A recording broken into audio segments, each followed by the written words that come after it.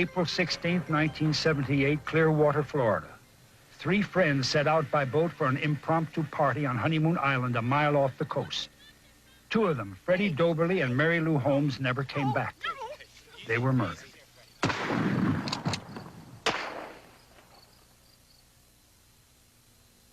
After a 30-day investigation, authorities charged the 3rd man on the boat that night, Glenn Consagra, with double homicide. Before his trial, Consagra pleaded guilty to 2nd-degree murder. Now, 9 years later, he claims he is innocent. I don't think there's any question that Consagra is guilty of the offense. The evidence is overwhelming, and I'm not surprised by his continued attempts to escape the punishment for the crimes he committed. I didn't kill Mary Lou or Fred. They were my best friends. We were celebrating a very wonderful occasion. We were just best friends out doing their thing together. It was a special time for us, and it turned to tragedy. No, I didn't kill him. Walk around any cell block in any prison in the country, and you'll find the majority of all inmates claim they are innocent. What is unique about Consagra's case is that his claims are backed by a private investigator in Tampa and a special task force of the Public Defender's Office. Now, they have found information and a witness who supports Consagra's claim of innocence. The prosecution has not been swayed. They contend the new evidence is bogus. Now, both sides have compelling arguments, making Consagra's case worth a second look in this next segment we call Final Appeal. Honeymoon Island is a popular picnic spot 1 mile from Clearwater. It was here that Glenn, Freddie, and Mary Lou planned to spend the evening celebrating the birth of Glenn's grandchild. According to Glenn, on the way to the island, their boat engine broke down, but they managed to land at 10 p.m. on a spoil bank, a tiny man-made island about halfway to their destination.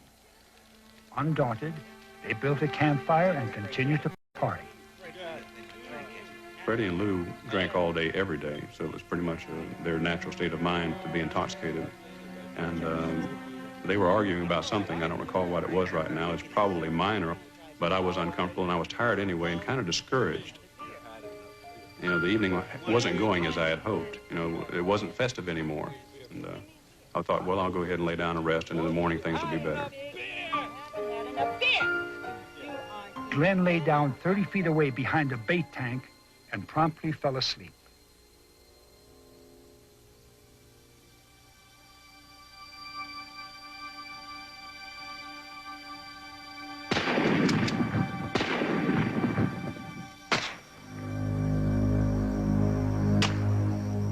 When I heard the gunshots, I panicked because we didn't take any weapons with us. I didn't understand why there was gunshots out there, but I knew something was going wrong. And so I laid there for a long time, until later I heard the sound of a boat motor crank up and fade out into the distance. I have this feeling of cowardness. I should have come out, I should have looked around. Looking back on it, probably had I done that, I might have been killed myself.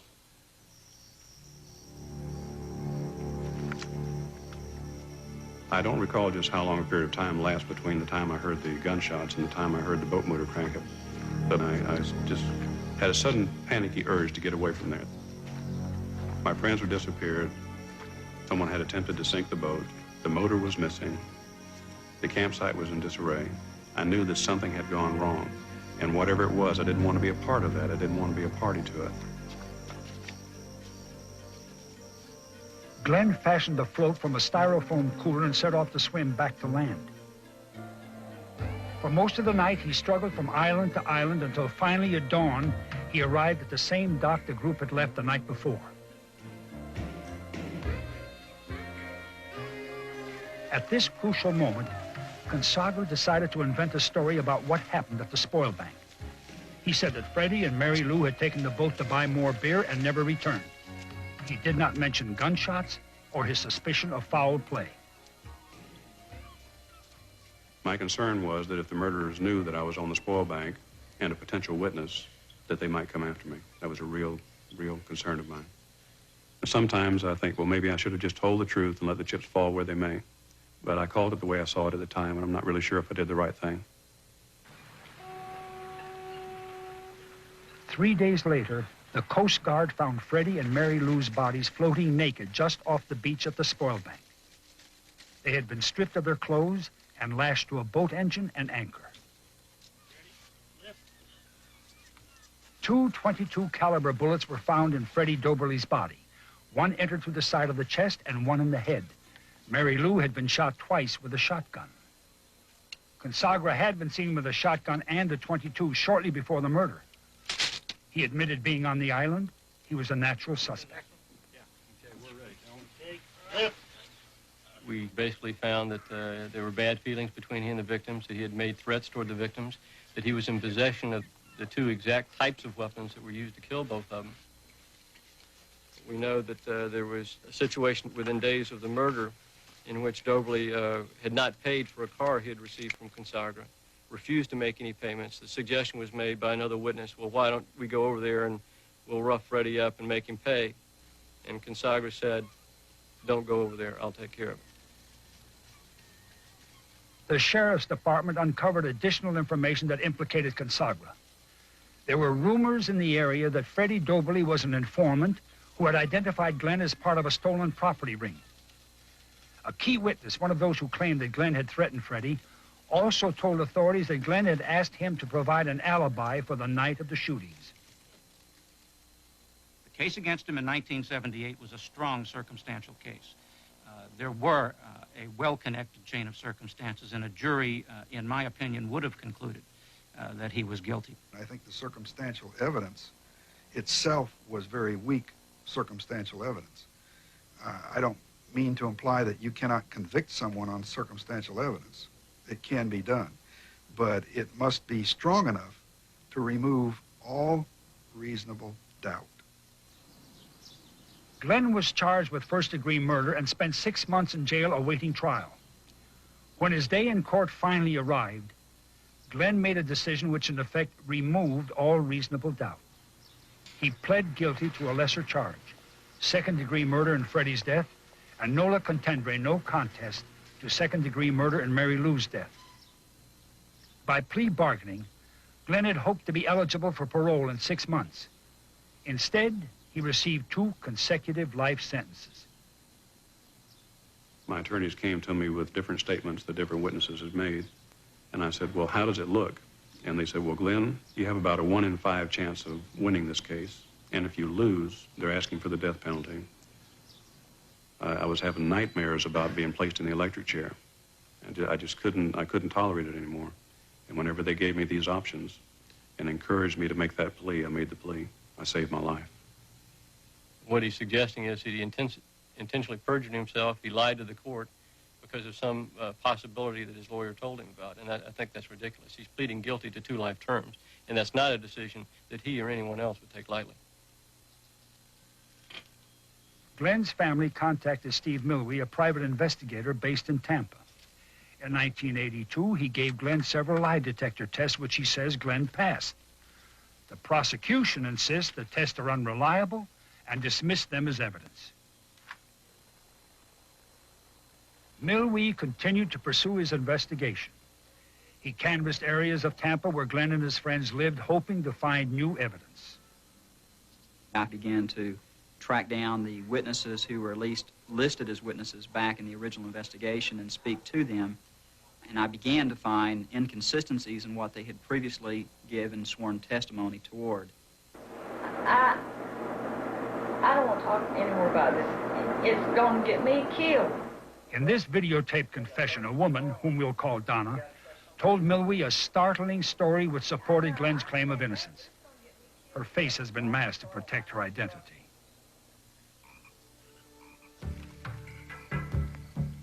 According to Donna, she went out to the island that night with 2 of Glenn's cronies. Now, one of them, whom we'll call Ted, was a key witness who had implicated Glenn in the crime. In her version, Ted was angry at Freddie for being an informant and went to the island, in his words, to take care of business. We'll fix you real good. You've been opening your mouth too much, Freddie. After a scuffle, the second man held a shotgun on Mary Lou, and Ted, now enraged, dragged Donna to the campfire by her hair. He forced a .22 caliber pistol into her hand. She might as well just tell me everything. Tell it to me straight. Don't lie to me.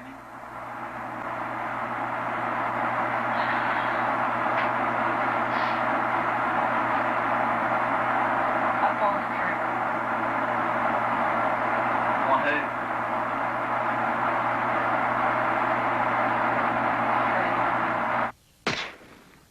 Donna claims that Freddie was shot by herself and then by Ted, and that the second man murdered Mary Lou.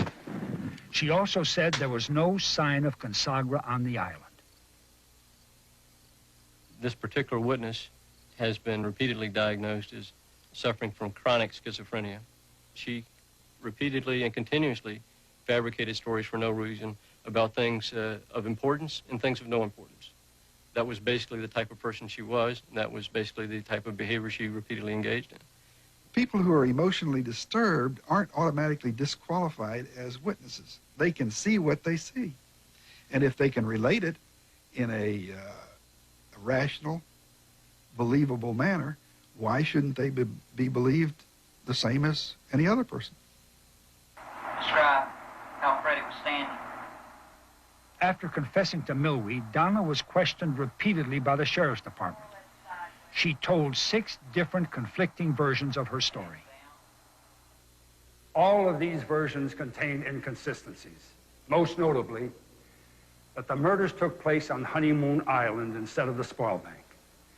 Finally, she recanted her entire testimony, claiming she never went to the island at all. Throughout the interrogation, however, she never backed off one important point, that Ted, a key witness implicating Consagra, was involved in the murders. There are other unanswered questions suggesting the murders may have been committed by more than one person. Witnesses on the mainland said they heard just one barrage of shots. Why then would Consagra go to the unnecessary bother of using 2 different guns to commit a double homicide? Freddie and Mary Lou's bodies together weighed nearly 300 pounds. With the additional weight of an anchor and a boat engine, how could one person have carried that enormous weight down the beach and pulled it 30 feet out into the water? Even more intriguing, why would Glenn Consagra, if he indeed committed the murders, sink his own boat, leaving himself at the crime scene with no other way back to shore than a dangerous swim? I think what happened in the state's investigation is that they located what appeared to be a very logical suspect.